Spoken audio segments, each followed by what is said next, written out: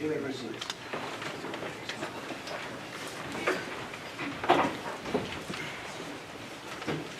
Good morning. Before we get underway, I'd like to introduce the members of our panel here today. My name is Rick Popper. I'm an attorney here in Las Vegas, former federal prosecutor. With me on this distinguished panel, far left, is Professor Jason Mitchell, University of Nevada, Las Vegas. He specializes in political theory, the theory of law, and also criminal law. Next to him is Justice Nancy Sater, the Nevada Supreme Court.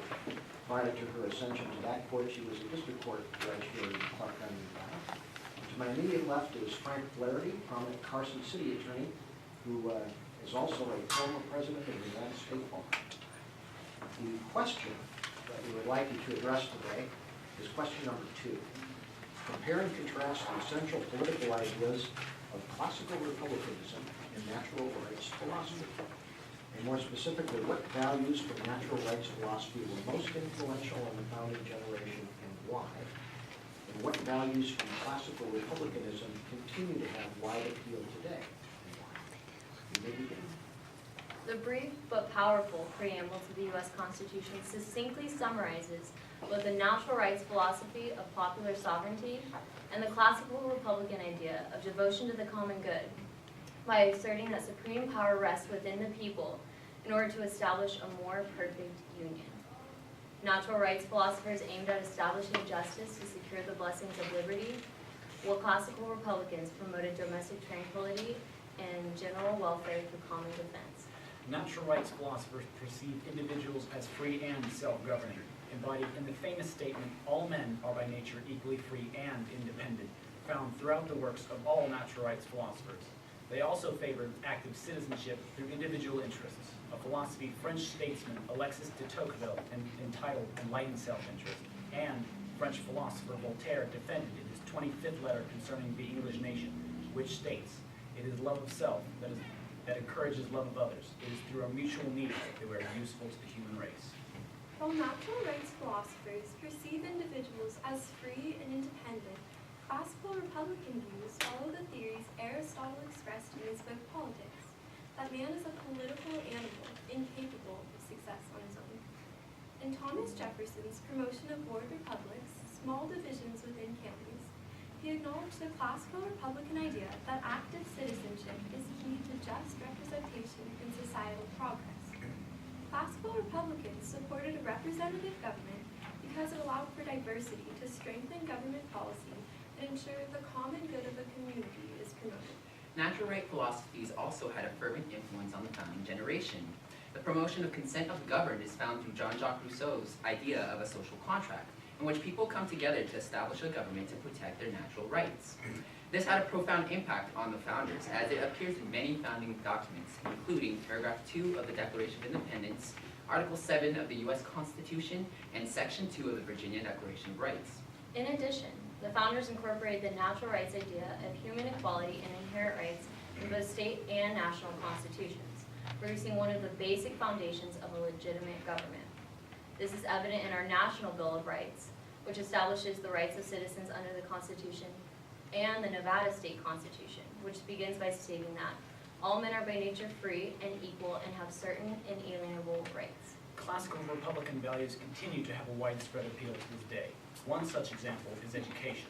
Jefferson, in his writing of the Declaration of Independence, changed the Lockean idea of property to the pursuit of happiness, a classical Republican thought akin to what the Greeks would call eudaimonia, or human flourishing and the gathering of enlightenment through experience. With new technological resources, such as online university courses, providing people with a means of educating themselves on their own time, this pursuit of happiness is very appealing to young people today, as it promotes the common good by catering to the individual through enlightened self-interest. Another appeal of classical republican ideas today is the emphasis on the common good and nurturing the masses. As a country, we have had a heart for change in addressing prevalent suffering when large groups in society are hurting. An example of this is the Affordable Care Act and more universal health care for those in the country. A more recent continuation of the focus on the common good of society is former Senator Rick Santorum's address at the Iowa Freedom Summit, in which he calls for more efforts to help aid the sinking middle class by stating, "A rising tide lifts all boats, unless your boat has a hole." On January 8, 2015, President Barack Obama announced his plan to make the first 2 years of community college free and largely available. This plan supports the natural rights and classical Republican idea of the vote contained within the preamble by promoting the general welfare through education of the masses and efforts to secure the blessings of liberty for all individuals within the country. Thank you. Thank you. You mentioned that the Republican, classical republicanism aimed for domestic tranquility. Given the poisoned politics in Washington, the riots in Ferguson, a lot of discontent and movements like Occupy Wall Street, how's that working out in contemporary society, and what do you think the founding fathers would feel about that goal and these results? I don't think that classical republicanism is very well promoted today, and I think that there hasn't been a very strong recognition of the fact that natural rights philosophy and classical republican philosophy go hand in hand so very well. If we were able to acknowledge natural rights and the individual, promoting the individual while also acknowledging the majority of people and what's best for the common good, we could be a lot more successful. This is something that Thomas Jefferson wanted when he stated in the Declaration of Independence the inherent rights to life, liberty, and the pursuit of happiness, changing the Lockean idea of property to the pursuit of happiness, something the Greeks would call eudaimonia, or enlightened education. I definitely agree with my partner Julie, who says that in our current society, we have lost some of the focus on the common good as a classical Republican thought and have put more emphasis on the individual. If you look at the Bill of Rights, which were written in the time of the framers, all of them say the people, as in referring to the collective whole of the community. But if you look at some of the later amendments, such as the 14th, for example, it doesn't say the people, it says persons, ascribing an individual aspect to each individual person in our nation. I agree with my colleagues. Although we have not had the best domestic tranquility, there was also a lot of rebellions and uprisings during the founders' times. And I think that a more important thing is how to fix this. And as George Washington stated, I do not believe that those in the future are less inspired than us now.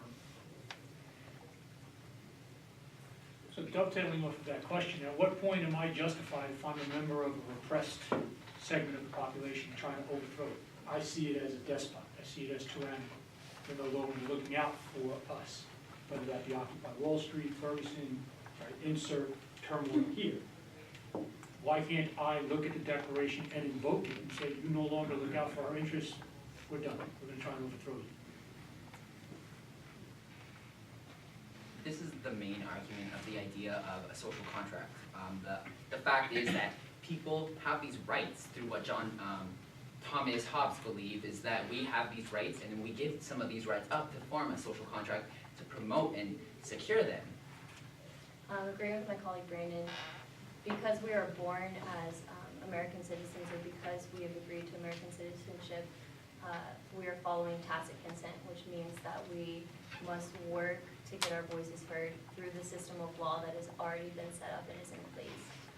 It's extremely important that movements follow what we could call civil disobedience, and as well as being active and engaged citizens so that they can know their rights and protect them. In addition to social contract theory, one of the main people who argued for this idea was John Locke, who argued that once a social contract has been established, it isn't a certain thing.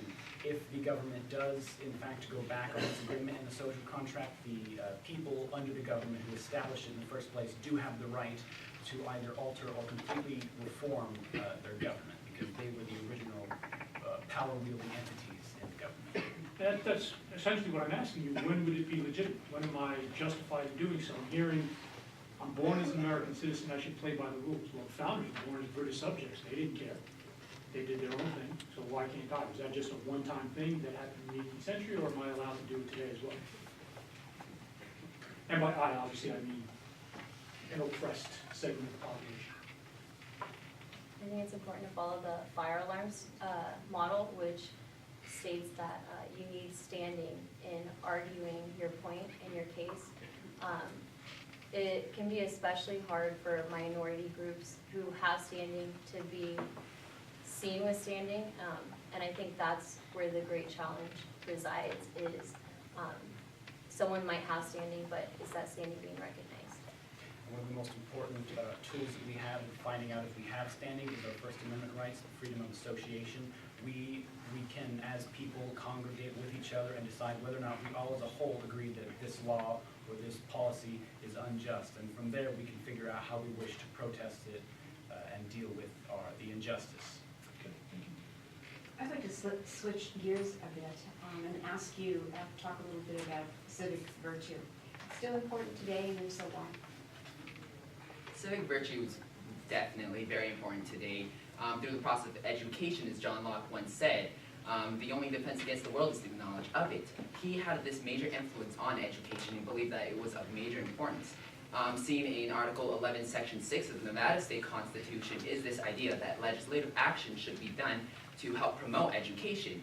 And in the 2013 legislative session, they passed Senate Bill 269, which requires anyone under 18 looking for a driver's or a permit license that they must present proof of their attendance of school, and it really very much restricts those who have missed 3 days without permission of school. As Aristotle said, quality is not an act, but rather a habit.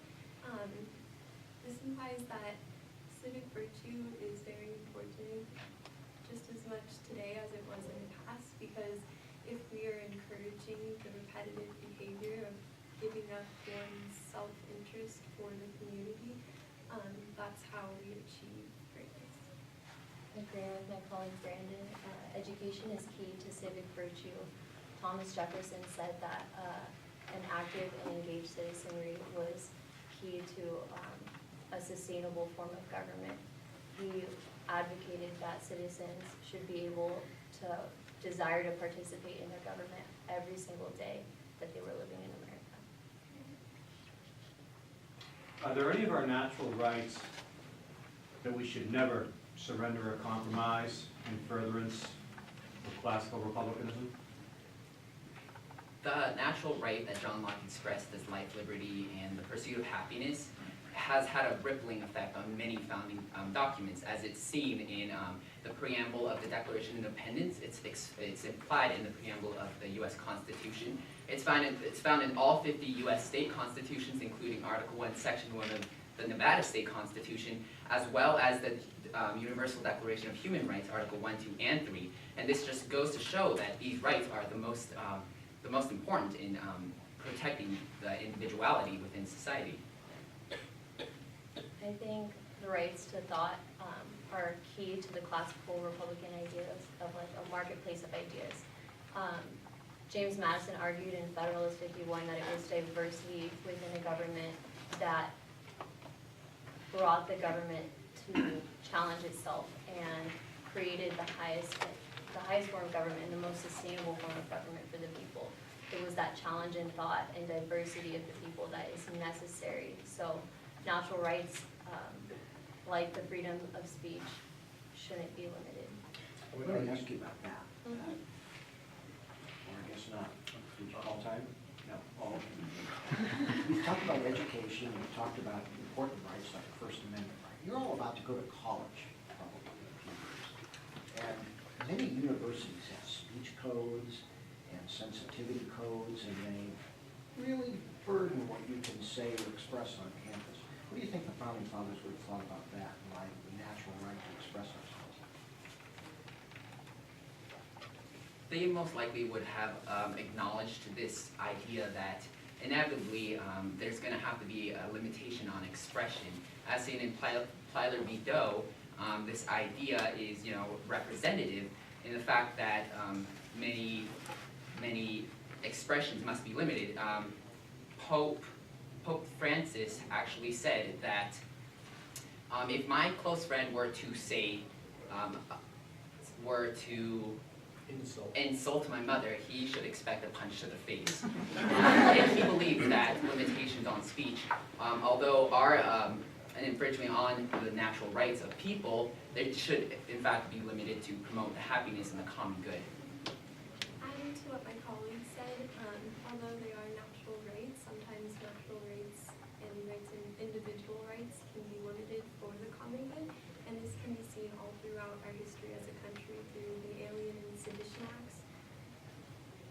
I would say that even though there is a limitation on speech, the founders, as well as many of the people that drew inspiration from, knew that sometimes there is necessary, to push limits. Many of the natural rights philosophers, such as John Locke, did not, when they published their works and treatises, they did not attach their name to them because they knew that for the time they would be so controversial and revolutionary that they would inevitably be punished. So they published them anonymously so that their words could still reach the populace and still contribute to the society. However, it did not cause an uproar as there was no one to punish and there was no one to be angry at.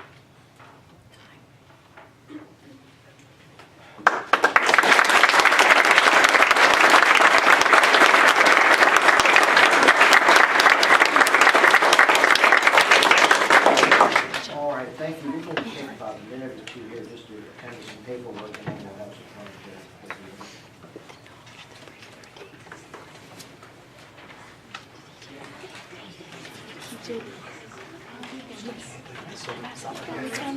Yes.